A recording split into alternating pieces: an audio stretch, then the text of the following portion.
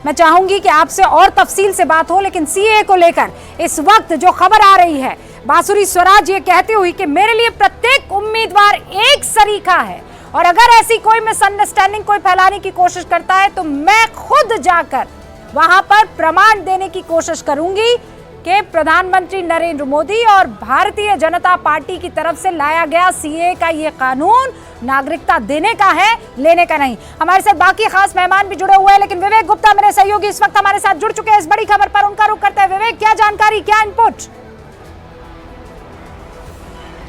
रूबिका, देखिए ये जो सिटीजन अमेंडमेंट एक्ट है, जो सूत्रों से जानकारी मिल रही है कि आज शाम के वक्त कभी भी इसका नोटिफिकेशन आ सकता है। आपको बताना चाहेंगे कि 31 दिसंबर 2014 से पहले जो भी गैर मुस्लिम जो लोग हिंदुस्तान में रह रहे हैं उनके लिए एक राहत भरी खबर आ सकती है कि जो पारसी, जैन, हिंदू और जो दूसरे धर्म के लोग हैं उनको सीए के तहत नागरिकता मिल सकती है। जो प्रताड़ित है उन्हें नागरिकता मिल सकती है और जानकारी मिल रही है कि लगभग 7 से 8 बजे तक इस पूरे मामले में नोटिफिकेशन आ सकता है। और जिस तरीके से महाराष्ट्र की बात करें तो यहाँ पर जो कई सारे लोग हैं जो इस कानून को लेकर काफी ज्यादा उत्साहित है और उम्मीद जता रहे हैं कि जब सीए कानून जब पूरी तरह से लागू होगा, नोटिफिकेशन आ जाएगा तो उनके लिए बहुत बड़ी राहत की खबर रहेगी। रूबिका, सारे खास मेहमान भी हमारे साथ बने हुए हैं, लेकिन देखिए हमें डिस्कशन करना था किसी और मुद्दे पर और आज देश में इस वक्त सबसे बड़ी खबर अगर कुछ है तो वो यही है कि प्रधानमंत्री नरेंद्र मोदी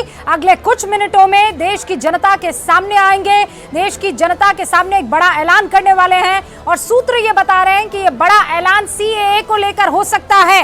वो सीए जो संसद में पारित हुआ, करीब 5 साल बीत चुके हैं और अब उसका नोटिफिकेशन अधिसूचना जारी होगी। प्रेम शुक्ला जी भी हमारे साथ मौजूद है। प्रेम जी, सीए यानी कुल मिलाकर आप सारी चेकलिस्ट उस पर टिक लगाए चले जा रहे हैं, उसमें सीए एक और। देखिए, यह तो जो है भारत के विभाजन के समय का जो हमारे स्वतंत्रता संग्राम के नेतृत्व का जो संकल्प था, उस संकल्प की पूर्ति आदरणीय नरेंद्र मोदी जी के नेतृत्व वाली सरकार कर रही है। जो काम 7 दशक पहले हो जाना चाहिए तो वो काम आज हम कर रहे हैं। तो इसका तो हर किसी ने स्वागत करना चाहिए कि भारत की विभाजन की विभीषिका झेलने के कारण जो बड़े पैमाने पर धार्मिक उत्पीड़न का शिकार लोग रहे हैं उनको नागरिकता प्रदान करके हमारे स्वतंत्रता संग्राम के सेनानियों के स्वप्न की पूर्ति करने का काम आदरणीय नरेंद्र मोदी जी ने किया। जो कुछ लोग जो है तुष्टीकरण की राजनीति के जाल में फंसकर जो है मानवता के विरुद्ध कार्य कर रहे थे, शरणार्थियों को नागरिकता प्रदान करने में संकोच कर रहे थे, उस संकोच से आज एक संप्रभु राष्ट्र जो है मुक्त हो रहा है। बादल देवनाथ जी, प्रेम शुक्ला जी कह रहे थे ये वो दंश है जिसे बरसों तक झेला गया है और अब उन 3 मुस्लिम कंट्रीज के अल्पसंख्यक 6 अलग अलग जाति धर्म के लोग अब यहाँ पर नागरिकता पा सकते हैं। ये वो कानून है जो इंसानियत को आगे बढ़ाता है, ना कि वो जिसे आप लगातार आगे बढ़ाते रहे कि मुसलमानों को बेदखल कर दिया जाएगा। बादल जी, मैं उससे पहले मैडम आपको एक रिक्वेस्ट करूंगा, क्योंकि सीए लागू और एनआरसी के बारे में आसाम में जो हुआ था, आपको पता है 19.5 लाख लोगों को विदेशी घोषित किया गया था असम में। उसके अंदर 14.5 लाख लोग हिंदू, जो उन लोगों को विदेशी घोषित किया गया था। 6 लाख मुस्लिम लोगों को विदेशी घोषित किया था। उसके बाद सारे डिटेंशन कैंप में 54 लोग मर गए थे असम में। मैडम, असम हुआ था। 6.5 लाख मुसलमानों को अभी गरीब लोग जो असम में जो है गरीब लोग वो कोर्ट पे ढूंढ रहा है, कोर्ट पे घूर रहा है। इतना अभी तक उनको कोई सिटीजन अमेंडमेंट एक्ट का कोई सुविधा कुछ नहीं मिला। अभी भी वो विदेशी है। कोई बांग्लादेश में चले गए है, बहुत सारे लोग बांग्लादेश में चले, कुछ लोग बंगाल में है, कुछ लोग उड़ीसा में, कुछ लोग मणिपुर में, असम में वहां पर इधर उधर घूम रहा है। तो ऐसा हुआ। मैं आपको अनुरोध कर रहा हूँ आपके चैनल के माध्यम से मोदी जी को, सीए का जो इलेक्शन के समय, इलेक्शन से पहले जो आप लागू करना चाहते हैं, इसका मतलब क्या है? जैसे उन्होंने कहा तुष्टीकरण का बात किया, मुस्लिम तुष्टीकरण की बात किया। मैं आप उनको कह रहा हूँ अभी उन लोग लोकसभा चुनाव से पहले हिंदू ध्रुवीकरण करने का कोशिश कर रहे हैं। तीसरा बात है, कौन लोगों को सिटीजन अमेंडमेंट एक्ट के आधार पर इनको सिटीजन मिलेगा? कौन लोग? जो लोग भारत में है, जो लोग 50 साल से भारत में है, जो लोग बंगाल में जो मुतुआ को लेकर जो समस्या चल रहा है, वो मुतुआ ओके, आपने कहा, आप मुझे ध्यान से सुनिएगा, मैंने आपको सुन लिया। सर, सीए एनआरसी पर बड़े बड़ों के फैक्ट चेक किए हैं और इसीलिए एक बार फिर से आपका भी फैक्ट चेक करती हूँ। एनआरसी और सीए इन दोनों का कोई आपस में लेना देना नहीं है, ठीक है? एक तो क्लियर कर दीजिए। मैं जानता हूँ गलत नहीं है, आप उसको आप सर को पैर से जोड़ने की कोशिश मत कीजिए, गड़बड़ हो जाएगी। आदमी जो है वो फुटबॉल बन जाएगा। सर को पैर से मत जोड़िए, मत जोड़िए, काम मत कीजिए। अभी सीए की बात कीजिए। आप सुनिए, आप मेरी बात सुनिए ना, मेरी बात सुनिए। आप नहीं चाहते कि जो ईसाई, जो सिख, जो हिंदू अगल बगल के देशों में प्रताड़ित हो रहा था, उसे इस जमीन पर इंसानियत के नाते सिटीजन दे दी जाए? हाँ कि ना?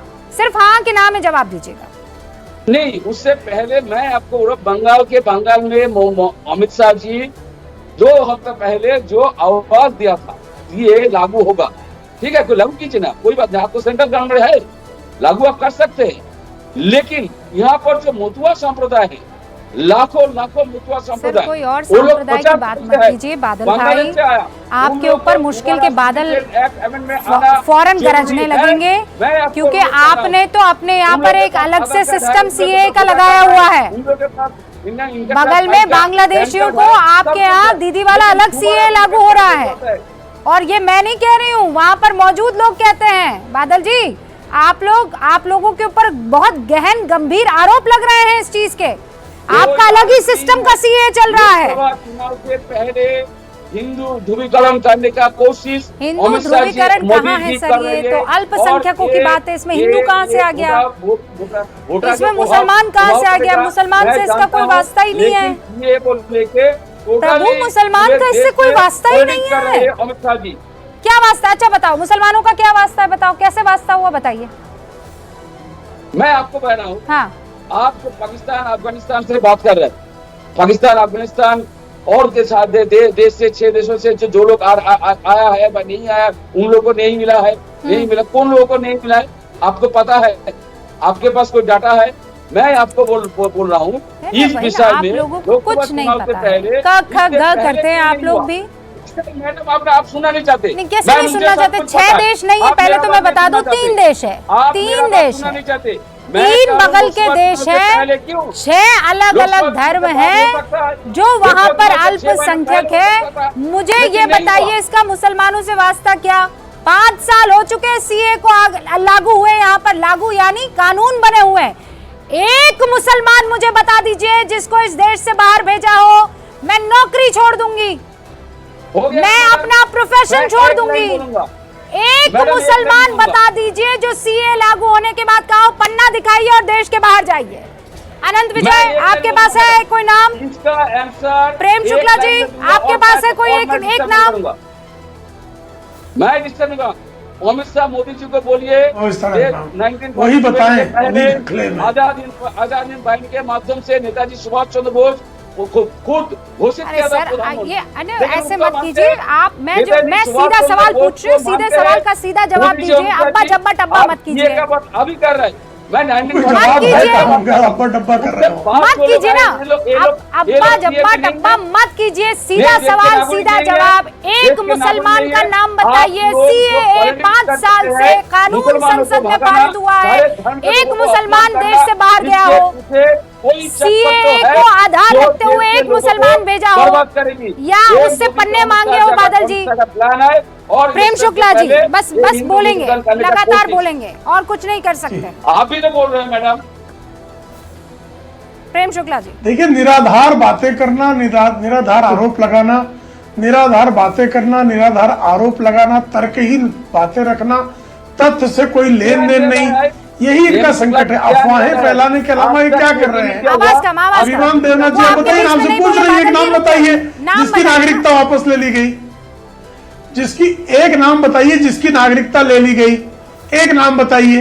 उस मुसलमान का नाम बताइए जिसकी नागरिकता छीन ली गई हो, बताइए नाम। आप लगातार 5 वर्षों से अफवाह फैला रहे हैं, क्या औचित्य है? सीएए नागरिकता देने का कानून है, नागरिकता लेने का कानून नहीं है। और मानवता के आधार पर जिनका धार्मिक